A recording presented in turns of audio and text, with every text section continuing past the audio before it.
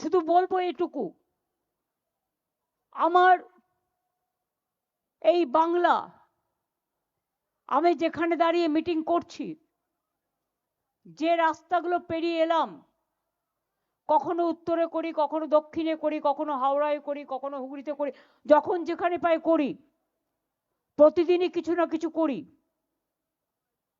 আমার যেটা ভালো লাগে সেটা হচ্ছে আপনারাই আমাদের লালন পালন করেছেন, তৃণমূল কংগ্রেসের জন্ম আপনারা দিয়েছেন, অনেক লড়াই আমরা করেছি জীবনে। এই হাজরা রোডেই মৃত্যুর হাত থেকে আমি বেঁচে গিয়েছিলাম। কল্যাণ সেদিন স্পটে ছিল, পরে কল্যাণকে আমি জিজ্ঞেস করেছিলাম, কল্যাণ নিজে থেকে বলেছিল সরি, আমার সাথে অনুপ দিব্যেন্দুরা ছিল। আমি জিজ্ঞেস করেছিলাম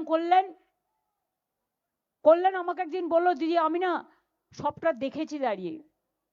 আমি বললাম কি দেখলে? ও বসে আছে, ওর সামনে বলছি, আমি যদি ভুল হয়ে আমায় রেকটিফাই করে দেবে। কল্যাণ আমাকে বলল দিদি আপনারা মিছিলটা নিয়ে আসছেন, আমি বাঁশ ওখানে একটা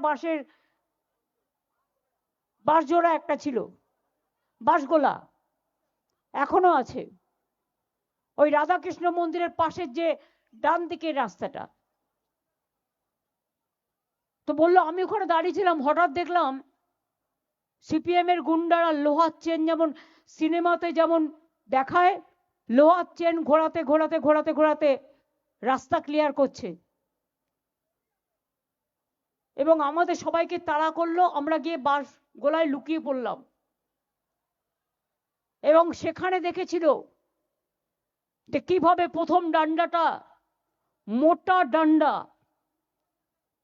বিশ্বাস করুন আমার মাথায় একটুও তখন লাগছিল না। কেন জানেন? আমি তখন ভাবছিলাম ডান্ডাটা কার, পুলিশের না সিপিএম এর?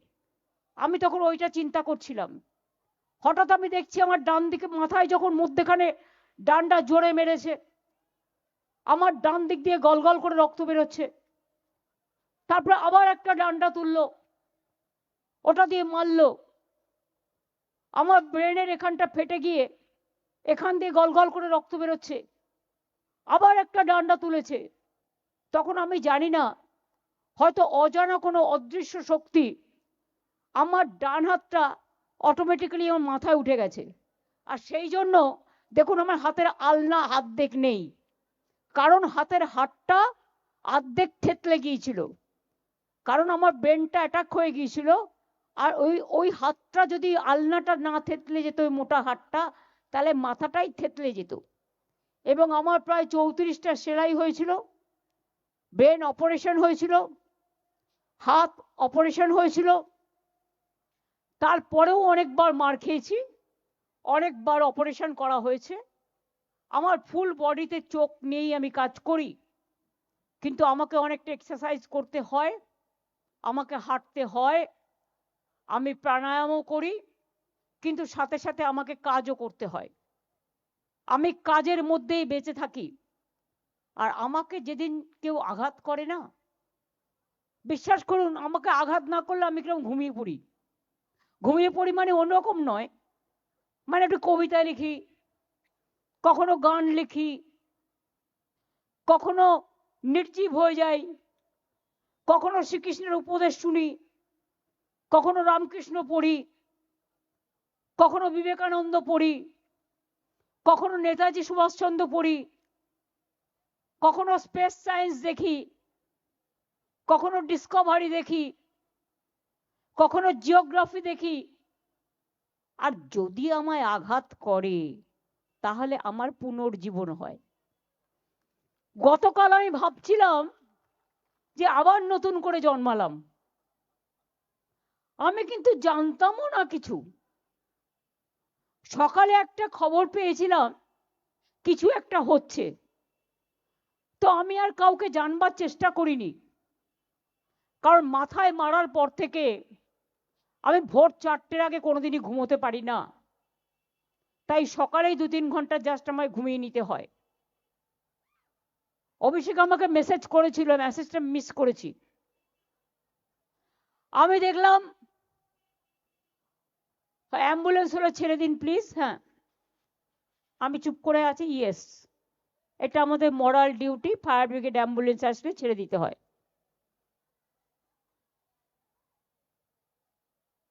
যান, আপনারা বেরিয়ে যান, আস্তে আস্তে সুস্থ হয়ে যান।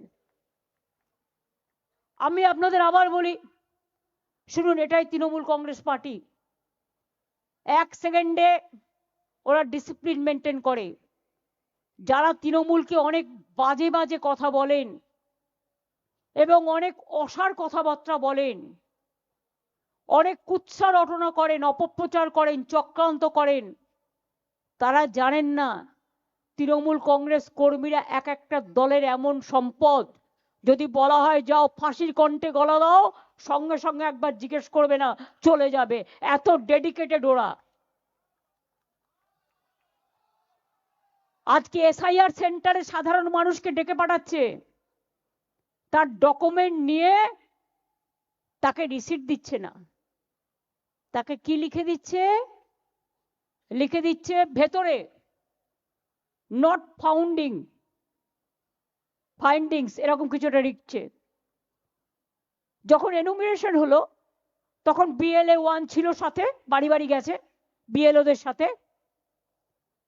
পোলিং স্টেশনেও তারা থাকবে, বুথেও তারা থাকবে।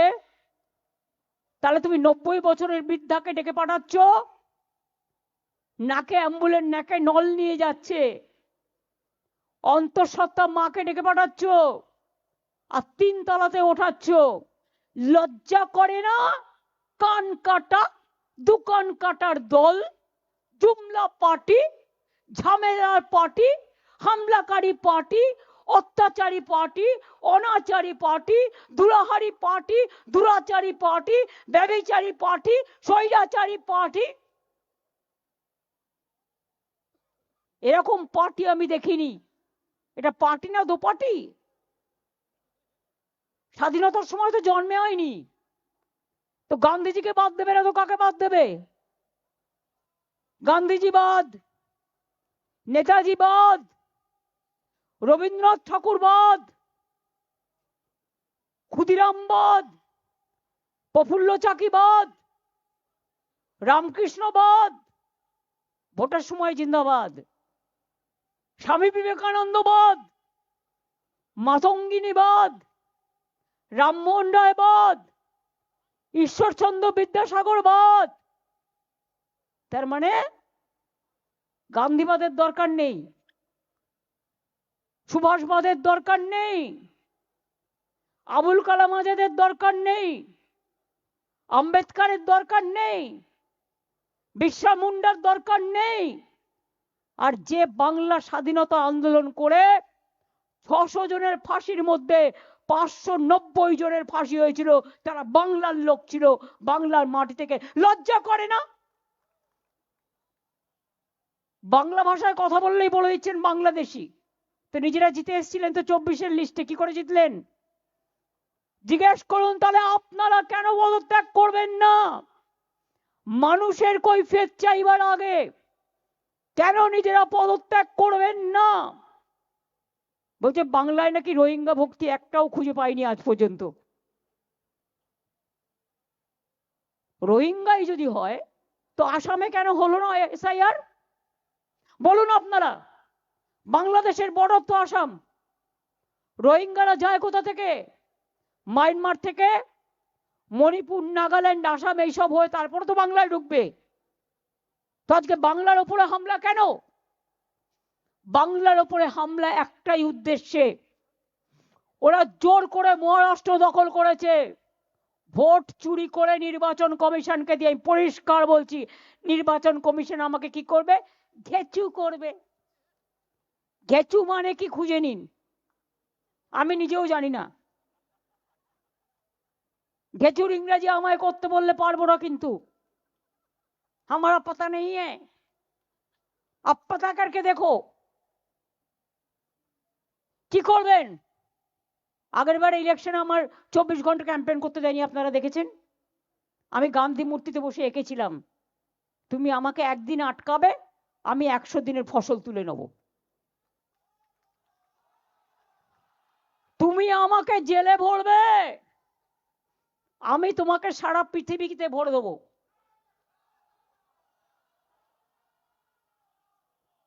সুস্থ বাঘের থেকেও আহত বাঘ আরো ভয়ঙ্কর।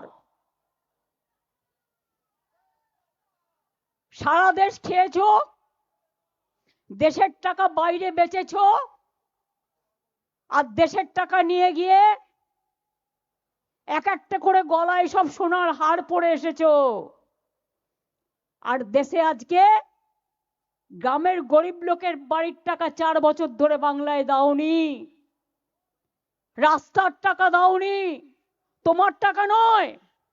এখন একটাই ট্যাক্স, জিএসটি। তোমরা তুলে নিয়ে যাও, আমাদের ভাগ আমাদের দাও, আমার টাকা আমায় দাও। এটা আমাদের জনগণের টাকা, বাংলার টাকা। 4 বছর ধরে বাংলা আবাস বন্ধ, রাস্তাঘাটের টাকা বন্ধ, জলের টাকা বন্ধ, জীবনের টাকা বন্ধ, সর্বশিক্ষা অভিযানের টাকা বন্ধ, মিড ডে মিলের টাকা বন্ধ। মনে রাখবেন, বসিয়েছে একজনকে ইলেকশন কমিশনে। তিনি কে? হোম মিনিস্টারের কোঅপারেশন ডিপার্টমেন্টের সেক্রেটারি ছিলেন।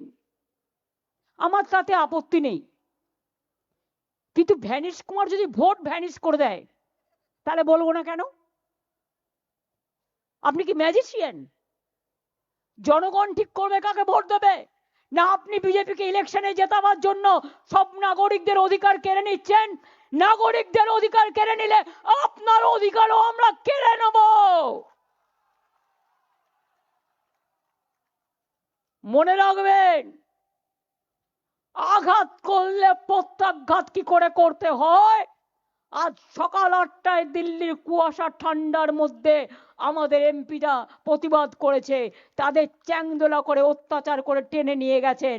আর এখানে লাল কার্পেট বিছিয়ে পুলিশ আপনাদের মিটিং করায়, কোর্টের পারমিশন নিয়ে আসেন। সব তো দখল করেছেন। আমি কোর্টকে দোষ দিই না, বিচারের কাছ থেকে আমরা বিচারের বাণী আশা করি, নাথিং এলস। আমি কোর্টের ব্যাপারে কথা বলবো না। সব দখল করেছেন, যত এজেন্সি আছে গভর্নমেন্ট অফ ইন্ডিয়ার আন্ডারে সব দখল করেছেন। মহারাষ্ট্র জোর করে দখল করেছেন, আমি চ্যালেঞ্জ করে বলছি। হরিয়ানা জোর করে দখল করেছেন, বিহার জোর করে দখল করেছেন, অনেক রাজ্য জোর করে দখল করেছেন। এখন ভাবছেন বাংলা দখল করবেন জোর করে। নামটা শুনলেই বাংলা করে দিচ্ছি হামলা। বাংলা শুনলে আর সহ্য করতে পারছে না।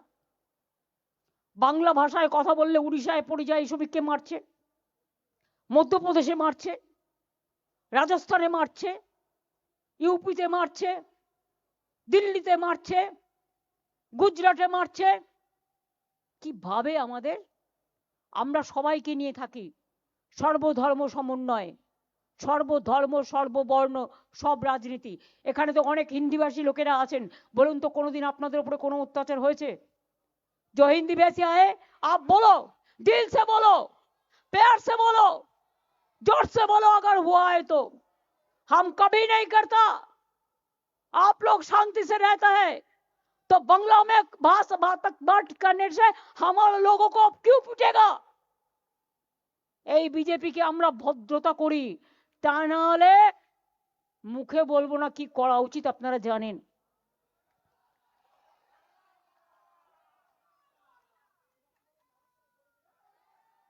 আমি আপনাদের বলি, আমরা যদি করতে পারতাম না, অনেক কিছু করতে পারতাম। বলছে কয়লার টাকা কে খায়? অমিত শাহ খায়, হোম মিনিস্টার। কি করে খায়? গদ্দারের থ্রুতে টাকা যায়। গদ্দার অ্যাডপ্টেড সন হয়ে গেছে,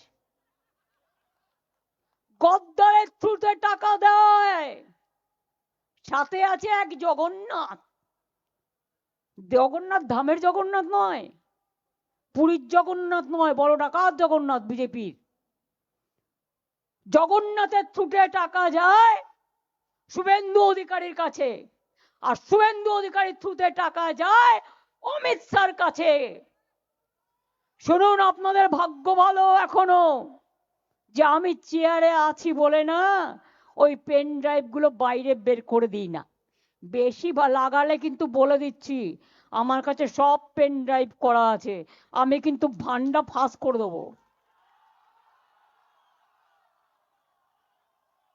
আমি একটা জায়গা পর্যন্ত সৌজন্যতা মেনটেন করি, বাট মনে রাখবেন লক্ষণের সীমারেখা একটা আছে, দণ্ড কাটা একটা দণ্ডি আছে। লক্ষ্মণের দণ্ডি পেরিয়ে গেলে কিন্তু আর সামলে রাখতে পারবেন না। আমি অনেক কিছু জানি, বলি না শুধু দেশের স্বার্থে। আমি মুখ খুললে কাল সারা পৃথিবীতে হইচই হবে, কিন্তু আমি করি না, দেশটাকে ভালোবাসি বলি। কিন্তু এটা দুর্বলতা নয়। আপনারা মিটিং করলে পেছনে পুলিশ, সামনে পুলিশ, ওদিকে সিআরপিএফ, ওদিকে বিএসএফ, ওদিকে আইএসএফ, কে না আছে। আজকে অভিষেক গেছে মিটিং করতে, এত ভিতুর দল, ভিতুর ডিম। আমরা বলতাম না ছোটবেলায়, ভীরু কাপুরুষ। প্যারামিলিটারি ফোর্স দিয়ে পুরো এলাকাটাকে দখল করে রেখে দিয়েছে। তোমার কি অধিকার আছে? তুমি ল অ্যান্ড অর্ডারে ইন্টারফেয়ার করছো? আচ্ছা বলুন তো আপনারা, পিএম যদি মিটিং করতে যায়, পলিটিক্যাল মিটিং করলেও পুলিশের সিকিউরিটি থাকে না? যেহেতু আমি জেড প্লাস, ভুলে যান আমি কাল যা করেছি as a all India Trinamool কংগ্রেসের চেয়ারম্যান করেছি, এবং যা করেছি আমি কোনো অন্যায় করিনি। তুমি আমায় খুন করতে এসছো, আমার আত্মরক্ষা করার অধিকার আছে। চোরের মতো কেন এসছো? তুমি চুরি করে সব মানুষের এসআইআর এর ডাটা তুলে নিয়ে যাচ্ছিলে। তুমি আমার বিএলএ 1 এর ঠিকানা, বিএলএ 2 ঠিকানা, সাধারণ মানুষের দরখাস্ত, তুমি সমস্ত ডেটা আমার অফিস থেকে চুরি করছিলে, যে অফিস আইপ্যাককে আমরা অথরাইজ করেছি। তোমরা তো 6টা থেকে ঢুকেছো, আমি তো গেছি 11:45-এ। 5.5 ঘন্টা সবই তো চুরি করেছো, বাকি কিছু রেখেছো? আমি খবরটা শুনেছিলাম, কিন্তু আমি ভাবলাম হয়তো কথাটা বলতে এসছে। তারপর আমি প্রতীককে ফোন করলাম, দেখলাম ফোনটা বেজে যাচ্ছে, ফোনটা ধরছে না। তখন আমার একটা সন্দেহ হলো, আরে পার্টি সব নিয়ে পালাচ্ছে না তো?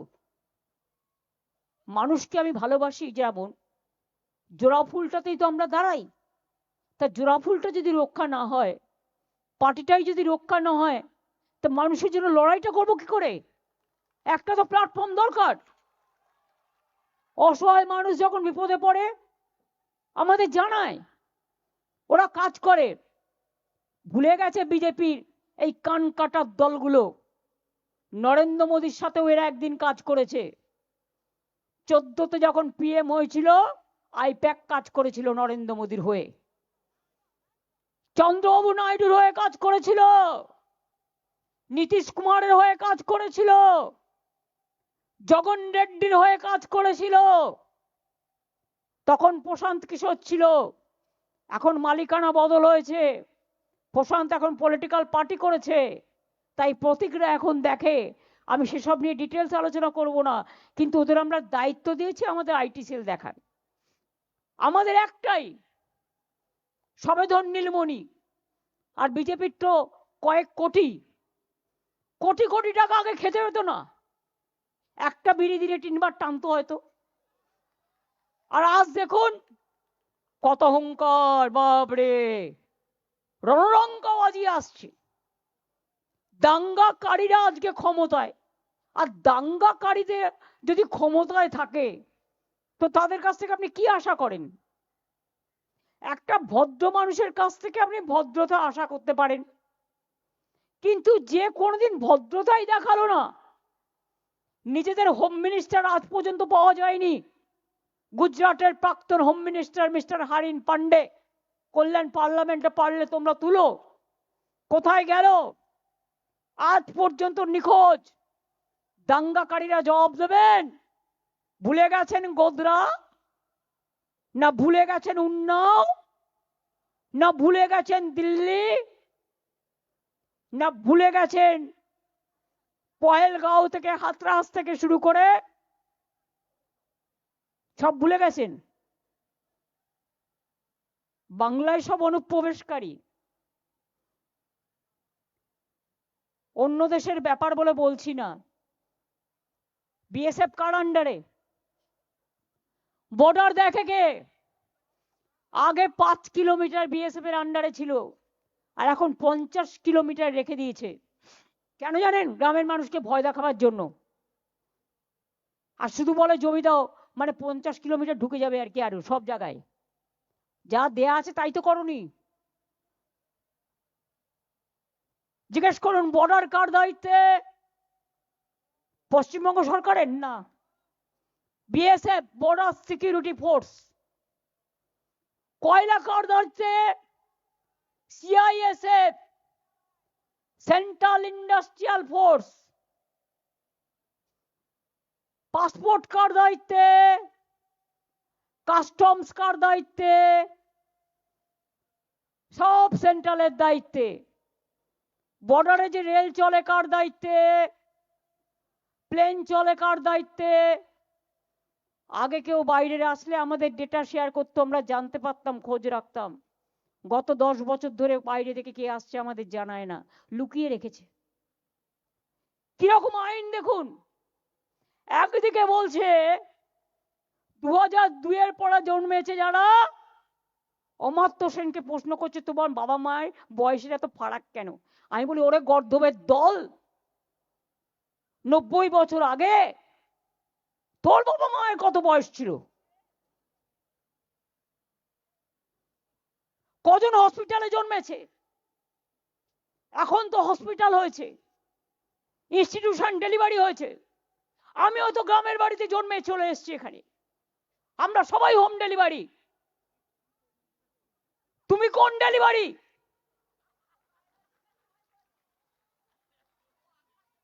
পোস্ট অফিসের ডেলিভারি,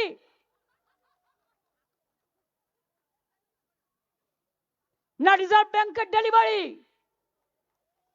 না সিবিআই ডেলিভারি বয়, না ইডি ডেলিভারি বয়? কার ডেলিভারি বয় তোমরা? বড় বড় কথা বলে। हमारा परिवार का कोई पॉलिटिक्स नहीं करेगा। क्यों नहीं करेगा? পলিটিক্স করলে তো খাটতে হয়, বদনাম খেতে হয়, সারাক্ষণ খেটে বেড়াতে হয়। আর তোমার ছেলে কিচ্ছু করবে না, তিনি এখন ইন্টারন্যাশনাল প্রেসিডেন্ট, তার ব্লক প্রেসিডেন্ট হবার যোগ্য নয়। International president. सब सफेद है ना, सब सफेद हो गया। वॉशिंग मशीन এখন now become vanishing machine. Washing machine. আমরা তো মনে করি মাঝে মাঝে এদের রেড কার্পেট পেটে অনেক যত্ন করে প্রোগ্রাম করে। একটা ছেলে জয় বাংলা বলেছিল বলে মারতে তেড়ে গেছিল, আমার মনে আছে, আমি ছবিটা দেখেছিলাম। আর তোমরা যে সারাক্ষণ কুৎসালাটাও গালাগালি দাও সোশ্যাল নেটওয়ার্কে, কি না করতে ছাড়ো। আর কয়েকটা দালাল জুটেছে ওদের টাকা নিয়ে, যাদের জেল থেকে ছাড়িয়েছি আমরা, যাদের হসপিটালে থাকার ব্যবস্থা করে দিয়েছি আমরা, সেই গদ্দারের দল। বেশি কথা বললে নেদারল্যান্ডের হেগে কি করছিলে আমি বলবো না, কুণালকে দিয়ে বলিয়ে দেবো।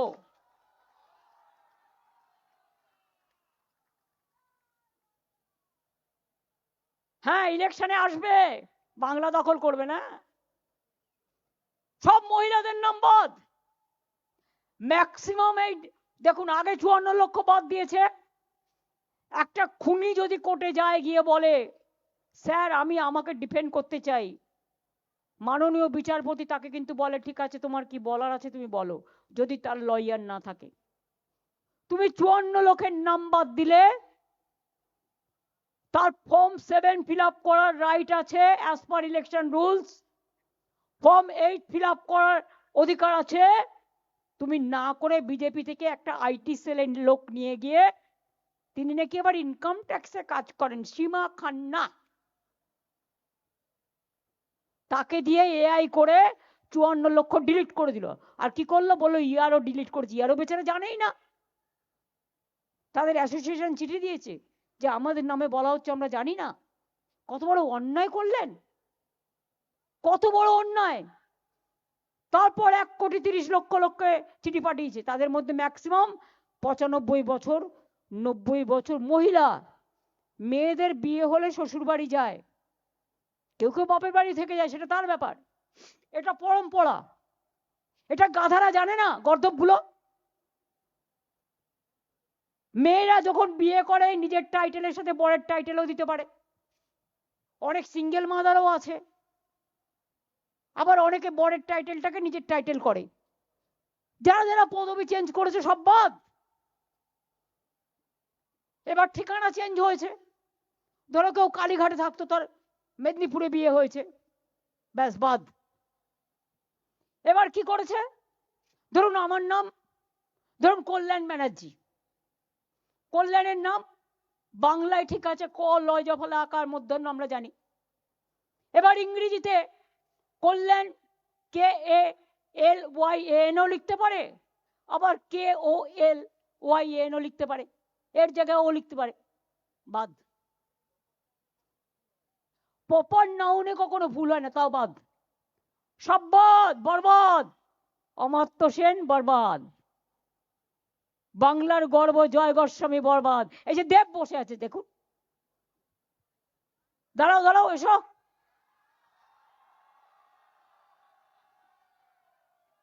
কত দশক ধরে বাংলায় সিনেমা করছে, তাকেও ডেকে পাঠিয়েছে, 3 বারের এমপি। ছি, লজ্জা লজ্জা লজ্জা। বিজেপিকে জানাই ধিক্কার ধিক্কার ধিক্কার। ইলেকশনের সময় আসলে না, আমি বানিয়ে রাখবো নাড়ু, তিলের নাড়ু, ক্ষীরের নাড়ু, মুড়ির নাড়ু, চিড়ের নাড়ু। আর বাংলার মা বোনেরা কি বানাবে? শুনতে পাচ্ছে না তো কেউ? বোনেরা কি বলবে? ঝাড়ু ঝাড়ু ঝাড়ু ঝাড়ু ঝাড়ু তো নাড়ু নয়, না, ঝাড়ু ঝাঁটা মারতে হবে। ওরা আমার গানটা মনে করে দিল, মার ঝাড়ু মার মেরে, মার ঝাড়ু মার, ঝাড়ু মেরে ঝেঁটিয়ে বিদেয় কর।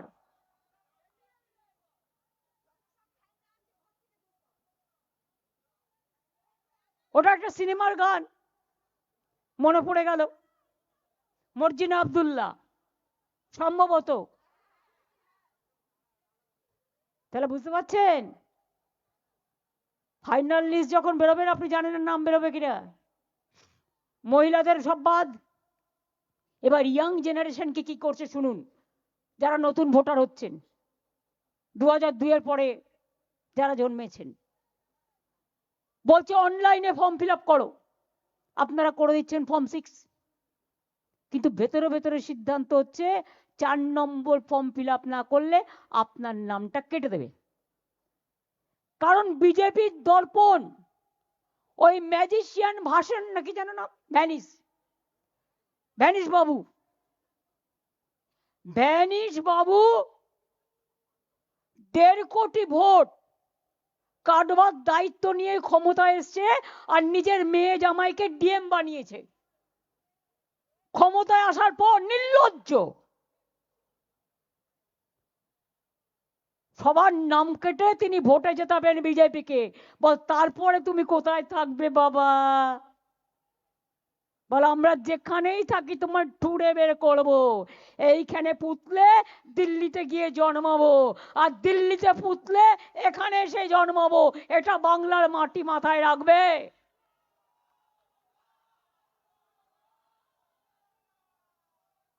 বাংলায় করলে হ্যাংলা,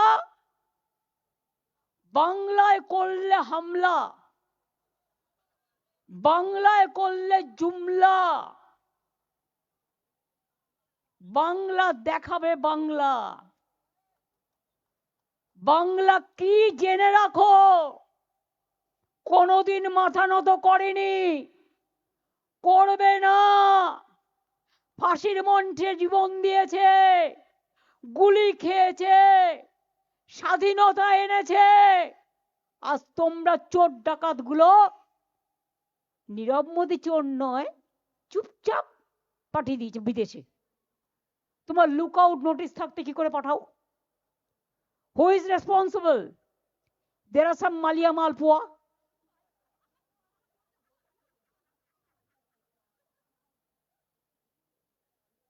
আর সব কি সব নাম আছে, মেহুল চাউসেস্কু না চাউসেস্কি, বললাম না? তাদের সব সাধু, ব্যাংকের সব টাকা মাফ করে দিয়ে, ব্যাংক বিক্রি করে দিয়ে তাদের নীরবে নিঃশব্দে দেশ পার করে দিয়েছে। তুমি মহারাজ সাধু হলে আজ আমি আজ চোর বটে, লজ্জা করে না? লজ্জা ঘৃণা ভয় তিন থাকতে নয়, জেনে রাখো তোমাদের হচ্ছে ক্ষয়। 26-এ আমাদের পতন হবে না, তোমাদের পতন হবে। তোমাদের অধঃপতন শুরু হয়ে গেছে। দিল্লিতে বিজেপি সরকার থাকবে না, থাকবে না, থাকবে না। মা বোনদের উপর অসম্মান করলে, মা বোনদের অপমান করলে ভাইরা বুঝে নয়। মনে রাখবেন, কেউ বাড়ির মা, কেউ বাড়ির বউ, কেউ বাড়ির বোন, কেউ বাড়ির মেয়ে, কেউ বাড়ির মাসি, কেউ বাড়ির পিসি। আর তাই তো বিজেপি তোমায় রাজনীতিতে ঠাসি। আগামী দিন হবে খেলা, ফাটাফাটি খেলা, দারুণ অগ্নিবাণের বজ্রকণ্ঠের খেলা, অগ্নিবীণার খেলা, গীতবিতানের খেলা, গীতাঞ্জলির খেলা, একতারার খেলা, ধামসামাদলের খেলা, গান করার বেলা, ফুটবলের খেলা, অলিম্পিকের খেলা, আইএসএল এর খেলা, আইপিএল এর খেলা, সাঁতার কাটার খেলা, মাছ ধরার খেলা, ধান পোতার খেলা। আর তোমাদের জন্য কাঁদবে বেলা।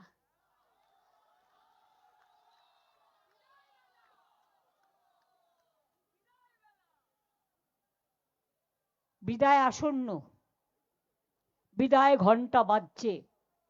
পাড়ায় পাড়ায় মৃত্যু ঘন্টা বাজিয়ে দিন বিজেপির, পাড়ায় পাড়ায় মৃত্যু ঘন্টা বাজিয়ে দিন। আর যারা মারা গেছে তাদের নামের লিস্ট করে এলাকায় এলাকায় রাখুন, টাঙ্গান, শহীদদের শ্রদ্ধা জানিয়ে। অভিষেক আজকে মিটিং করতে গেছে, আমায় বলছিল, আমি শুনতে একটা কাগজ দেখছিলাম যে আজকে নাকি মৃত ব্যক্তিদের সাথে লাঞ্চ করছে। মানে আসলে তারা জীবিত, ভোটার লিস্টে মৃত। বুঝুন, বুঝুন, পান সাজছে, সুপরি নাই পান সাজছে, চুন নাই পান সাজছে, কয়েন নাই পান সাজছে। আর চোখ দুটো দেখলে ভাববেন, ওরে বাবারে, এই তো বজ্র, মানে বাজের থেকেও ভয়ঙ্কর। বাজ চোখ উপড়ে নিয়ে যায়। ওদের চোখের দিকে তাকালে মনে হবে দুটো রক্ত চক্ষু বেরিয়ে আসছে।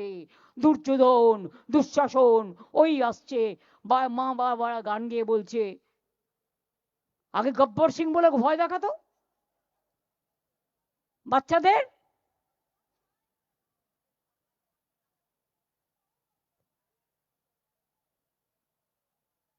ভয় দেখিয়ে বেড়াচ্ছে এজেন্সিকে নিয়ে। কাল যখন ক্ষমতা থেকে চলে যাবে, এজেন্সি থাকবে না, তোমায় পাত্তাও দেবে না, তোমার আঙুলের দিকে পায়ের তাকাবেও না। কোথায় চাঁদের মাটিতে জমি কিনে রেখেছ? না মঙ্গল গ্রহের মাটিতে জমি কিনে রেখেছ? না শুক্র গ্রহের মাটিতে জমি কিনে রেখেছ? যেখানে যাবে সেখান থেকে ধরে নিয়ে আসবো।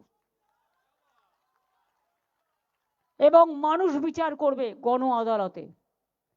যদি লড়ার ক্ষমতা থাকে গণতান্ত্রিকভাবে লড়ো, কোনো আপত্তি নেই আমাদের।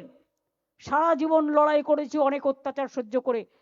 যেদিন থেকে তোমরা ক্ষমতায় এসছো আমার উপর অনেক অত্যাচার করেছো, আমার সরকারের উপর অনেক অত্যাচার করেছো, আমাদের দলের উপর অনেক অত্যাচার করেছো, মানুষকে অত্যাচার করেছো, বিজনেসম্যানের উপর অত্যাচার করেছো, সাংবাদিকদের উপর অত্যাচার করেছো। ওই মালপোয়াটা শয়তান এইখানে একজনের নামে ঘর বুক করে রাখে, আর কি কি কুকীর্তি করে তা সব আছে আমার কাছে। তারা এই মিডিয়া হাউসের মালিকদের ইনস্ট্রাকশন দেয় সকালবেলায়, এইটা টিভিতে যাবে, এ জায়গা আর এ নেই জায়গা, আর বড় বড় কথা বলে। মালপোয়া বাংলাকে চেনে? বল আগে মালপোয়া বানানো শেখ, আগে লিট্টি বানানো শেখ। বল বানাবে খিচুড়ি, সাথে দিয়ে দেবো লাবড়া। খিচুড়ি তো এমনি খেতে পারবে না লাবড়া ছাড়া, এটা তরকারি। সুতরাং বিজেপি, বাংলাকে ভেবো না তুমি ভোট কাটবে আর ভোট কেটেই ফাইনাল লিস্ট ডিক্লেয়ার করে তুমি এখানে ডিক্লেয়ার করে দেবে ইলেকশন, আর আমরা বসে বসে কি জানি বলে আমের চুষি অথবা ললিপপ খাবো। তোমার হাতে ললিপপ কি করে ধরাতে হয় আমরা জানি। আসবে না বাংলায়, আর্মি নিয়ে মিটিং করবে, সিআরপিএফ নিয়ে, বিএসএফ নিয়ে। কই আরাবল্লী আটকাতে পারলে? আরাবল্লী যখন আটকাতে পারোনি, ও এর পরেই আসে বি। সুতরাং বাংলাতেও তোমাদের ঘেঁচু হবে, আবার বলি বাংলাতেও তোমাদের ঘেঁচু হবে। পারলে কচুর ঘন্টটা আগে খেয়ে দেখো, খেতে কেমন লাগে, তারপরে বুঝবে। সুতরাং সবাইকে বলবো সাহস সঞ্চয় করুন। এসআইআর সেন্টারে যার নাম ওঠেনি সবার নাম তোলার ব্যবস্থা করুন। আমি শুনেছি বাগুইহাটির একটা বুথে একজন বাঙালি ছেলে গেছিল ভোট তুলতে, তাকে মাইক্রো অবজারভার, কোনোদিন হয়নি, কোনো স্টেটে হয়নি। এমনকি বিহারে যে নিয়ম করেছে এসআইআর এর, বাংলায় আলাদা। গভর্নমেন্টের কোনো কাগজ মানছে না।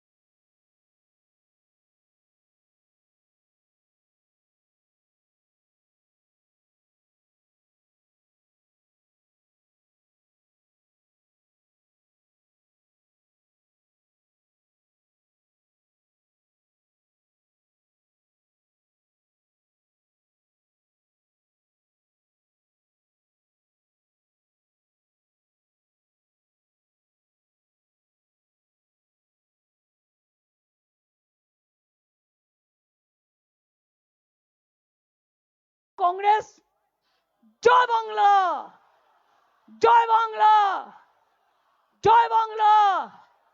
বিজেপি হটাও, বিজেপি হটাও, বিজেপি হটাও। অনেক ধন্যবাদ, সকলে ভালো থাকবেন। আমার সাথে দেবা, অরূপ, ববিরা সকলে মিলে